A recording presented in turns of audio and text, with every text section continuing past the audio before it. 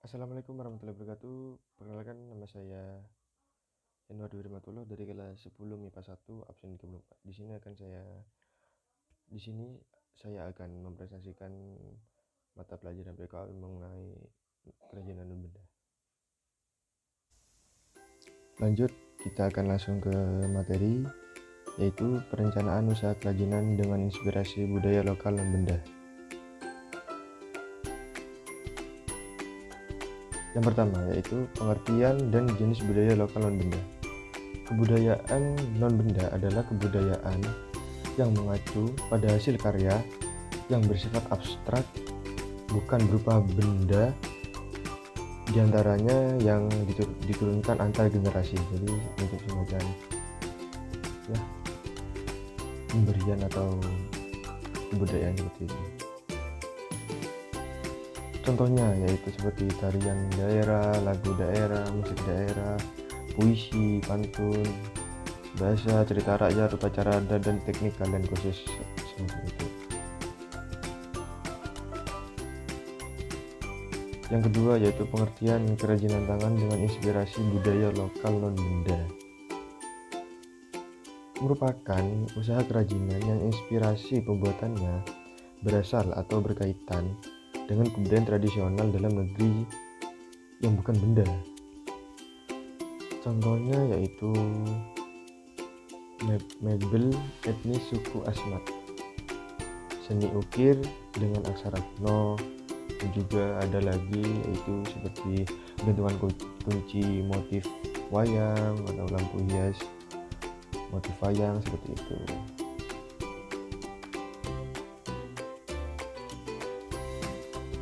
Dan selanjutnya, ekonomi kreatif berbasis budaya lokal. Ekonomi kreatif berbasis budaya lokal itu merupakan perpaduan antara dua unsur, yaitu ekonomi kreatif dan juga kebudayaan lokal. Ekonomi kreatif berarti sebuah konsep di era ekonomi baru yang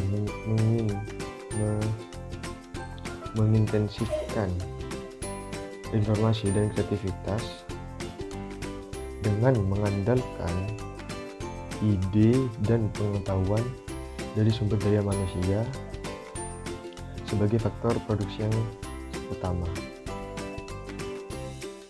Adapun kebudayaan lokal berarti nilai-nilai lokal, hasil budaya masyarakat suatu daerah yang terbentuk secara alami dan diperoleh melalui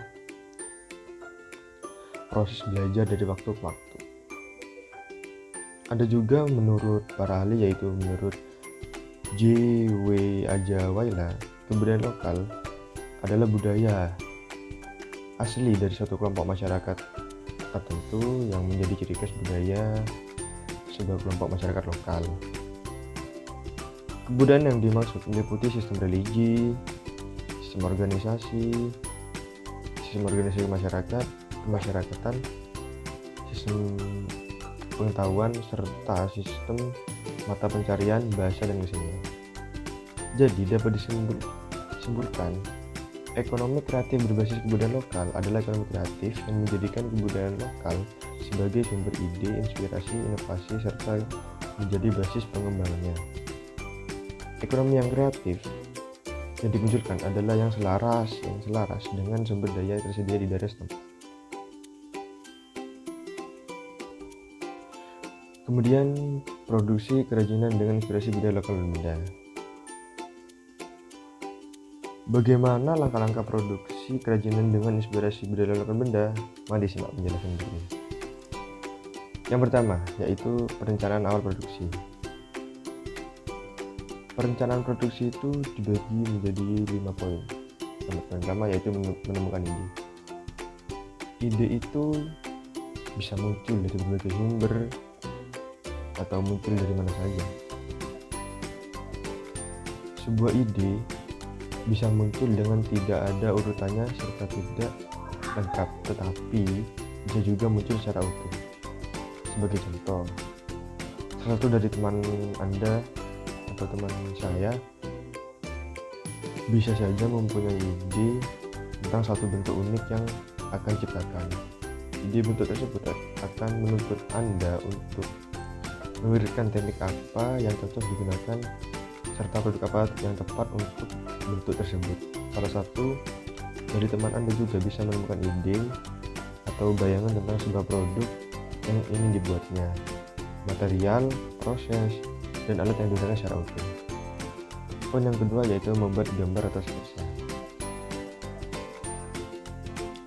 Bermacam ide produk, rencana atau rancangan dari produk kerajinan digambarkan atau dibuatkan sketsanya agar ide yang abstrak menjadi berwujud.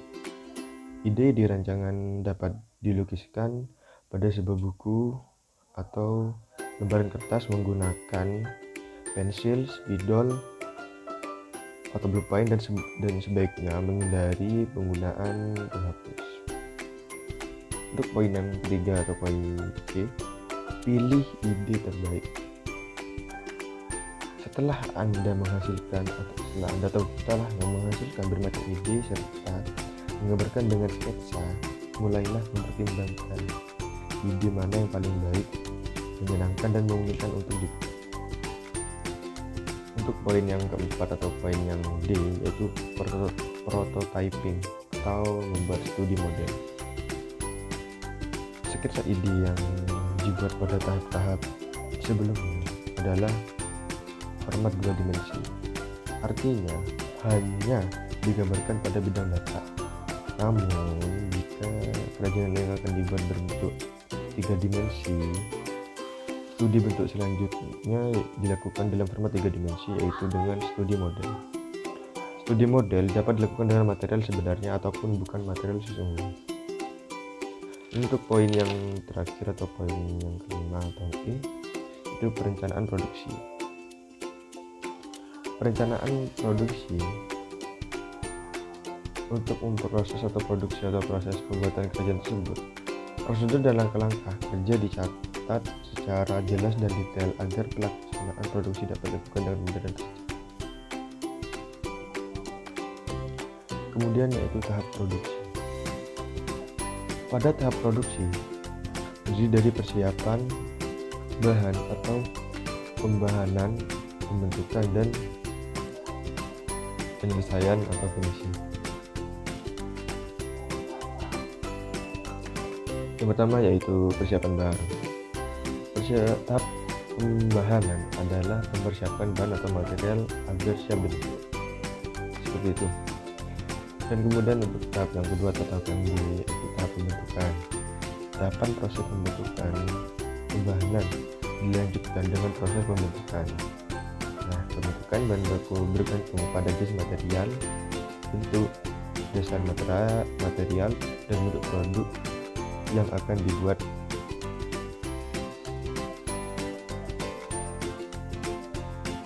Dan kemudian terakhir itu tahap finishing. Tahap terakhir atau finishing adalah seperti yang kita tahu, finishing itu adalah tahap terakhir ya atau sentuhan terakhir seperti itu. Finishing dilakukan sebagai tahap terakhir sebelum produk tersebut dimasukkan ke dalam kemasan. Finishing dapat berupa penghalusan atau pelapisan permukaan. Yang ketiga yaitu tahap pengemasan. Teknik pengemasan yang baik akan menjaga kualitas produk dalam pengiriman ke tempat tujuan. Ada beberapa jenis kemasan yaitu seperti yang pertama yaitu kemasan kertas. Saat ini kemasan kertas masih banyak digunakan dan mampu bersaing dengan kemasan lain seperti plastik dan logam karena harganya yang murah, mudah diperoleh dan penggunaannya luas. Kemudian yaitu kemasan kayu. Kayu merupakan bahan pengemas tertua yang diketahui oleh manusia dan secara tradisional digunakan untuk mengemas berbagai macam produk padat. Kayu adalah bahan baku dalam pembuatan palet, peti atau kotak kayu. Yang terakhir yaitu kemasan plastik. Beberapa jenis kemasan plastik yang dikenal adalah polietilena, polipropilena, polyester, nilon, dan vinifilm. Jenis plastik yang banyak digunakan untuk berbagai tujuan atau 60% dari penjualan plastik yang ada di dunia kemasan adalah polistirena, polipropilena, polivinyl klorida, dan akrilik.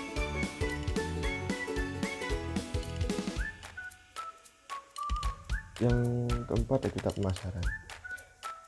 Pemasaran langsung adalah promosi dan penjualan yang dilakukan langsung kepada konsumen tanpa melalui toko. Pemasaran dapat dilakukan dengan promosi dan demo penggunaan produk kepada calon konsumen. Konsumen dapat melihat langsung produk ataupun melalui gambar dari produk kerajinan, kemudian memesannya. Produk kerajinan selain membuat produknya sendiri, dapat membentuk kelompok penjual yang akan memasarkan dan menjualkan produknya secara langsung kepada konsumen. Pada di sini yaitu dasar-dasar kewirausahaan dalam kerajinan dengan inspirasi budaya lokal dan budaya.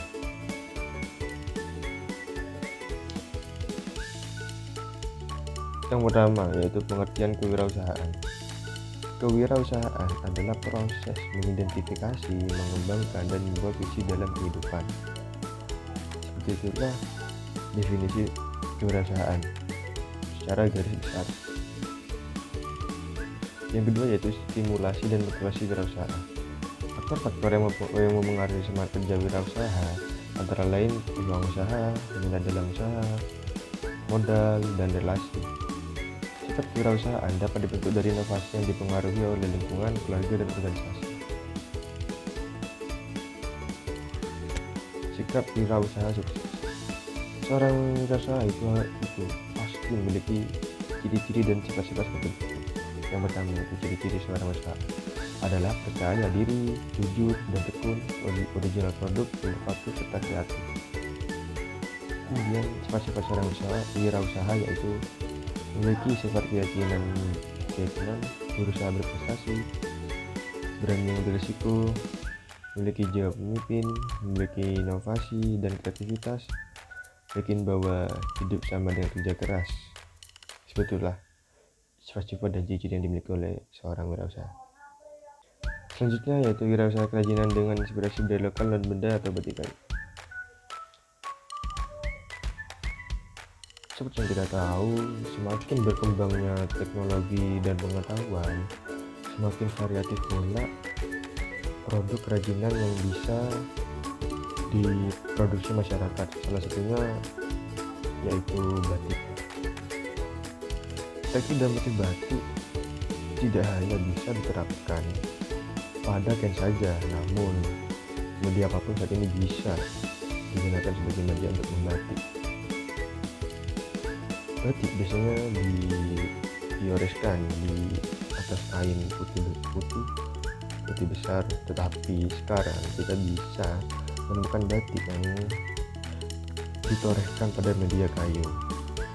Jenis kayu yang digunakan sebagai bahan dasar adalah kayu lunak, antara lain sengon atau albizia, wadang, genetri, pule, mahoni, pusuk, lepau, kembang, dan kayu pewarna dan tidak berminyak. Kayu tersebut dipilih karena tidak keras, dari bentuk mudah menyerap, tidak keras, mudah dibentuk, mudah menyerap cairan warna, dan tidak berminyak. Kayu sebagai bahan batik kayu harus mudah didapat dan juga mudah untuk direboisasi atau untuk ulang seperti itu.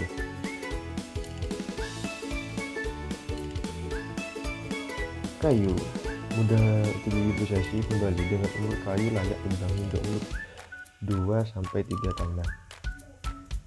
Produk batik kayu sekarang ini sangat beragam, mulai dari topeng, gelang, wayang, akar bambu yang dibentuk itik, dan masih banyak lagi. Sekian hasil presentasi saya mengenai kerajinan meminda. Mohon maaf jika ada kata-kata yang sulit dipahami atau kata-kata yang sulit dipahami, sedikit tidak bisa dipahami, dan mohon maaf atas kesalahan saya. Tetap kreatif dan tetap berprestasi. Sekian dari saya, kurang lebihnya mohon maaf. Terima kasih. Wassalamualaikum warahmatullahi wabarakatuh.